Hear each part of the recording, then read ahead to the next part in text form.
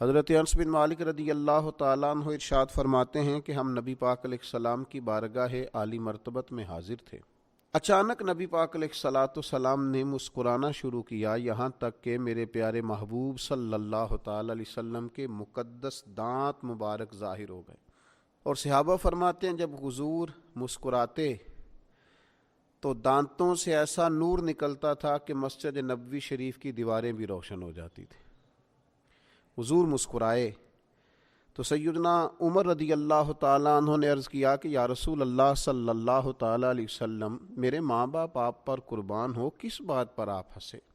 تو نبی پاک صلی اللہ تعالیٰ علیہ وسلم نے فرمایا، میرے دو امتی قیامت کے دن اللہ کی بارگاہ میں کھڑے ہوں گے، اور ان میں سے ایک عرض کرے گا، یا اللہ، اس میرے بھائی نے مجھ پر ظلم کیا تھا، میرے اوپر اس نے جبر کیا تھا، تو مجھے اپنا حق اس سے لے کر دیا جائے۔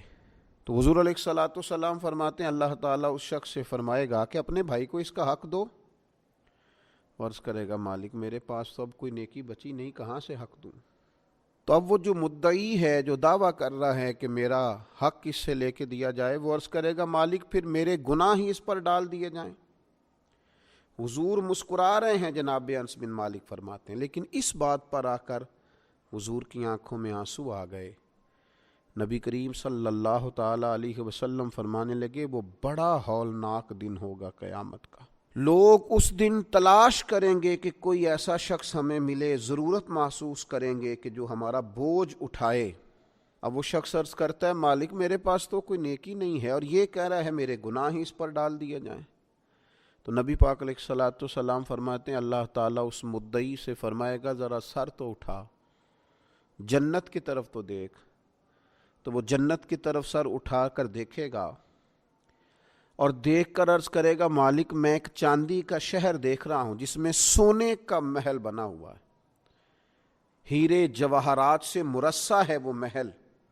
اے مالک، کون اس کا مالک بنے گا؟ یہ کس کو ملے گا؟ تو اللہ تعالیٰ فرمائے گا، جو اس کی قیمت ادا کرے۔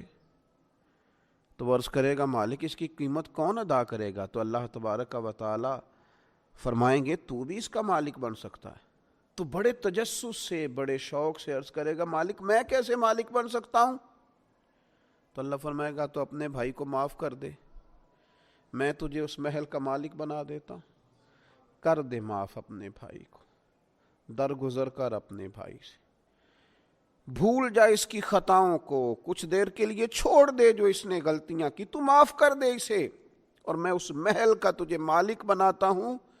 نبی پاک صلی اللہ تعالیٰ علیہ وسلم ارشاد فرماتے ہیں، وہ فوراً عرض کرے گا، مالک میں نے اپنے بھائی کو معاف کیا۔ تو اللہ تبارک و تعالیٰ ارشاد فرمائے گا، اس کا ہاتھ پکڑ اور پھر اسے جنت میں ساتھ لے جا۔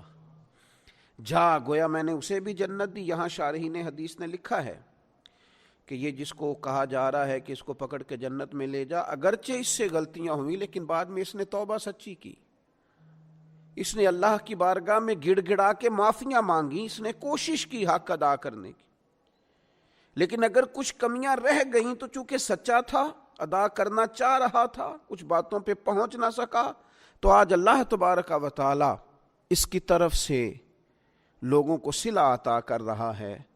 اللہ فرماتے ہیں، اس کا ہاتھ پکڑ اور جنت میں لے جا۔ اللہ کے محبوب صلی اللہ تعالیٰ علیہ وسلم نے نتیجے کے طور پر، رزلٹ کے طور پر یہاں ایک بات ارشاد فرمائی۔ حضور فرمانے لگے، اللہ تعالیٰ سے ڈرو اور باہمی معاملات درست رکھو، اللہ تبارک و تعالیٰ قیامت کے دن مومنوں میں صلح کرائے گا، تو تم یہیں اپنے معاملات کو درست رکھو۔ اب مجھے بتائیے، ایک تو یہ نتیجہ نکلا کہ مالک کریم کتنا ہے، مہربان کتنا ہے، توبہ کرنے والے پر عطا کتنی۔ دوسرا، حضور کی علم و حکمت کی اس گفتگو سے سمجھیے کہ اللہ درگزر کرنے والے کو عطا کتنا کرتا ہے، اور پھر یہ بھی دیکھیے کہ صلح کرانا کتنا مقدس کام ہے۔ دو بھائیوں کو ملا دینا، قریب کر دینا، روٹھے ہوئوں کو ایک دوسرے کے قریب کرنا کتنا عظیم کام۔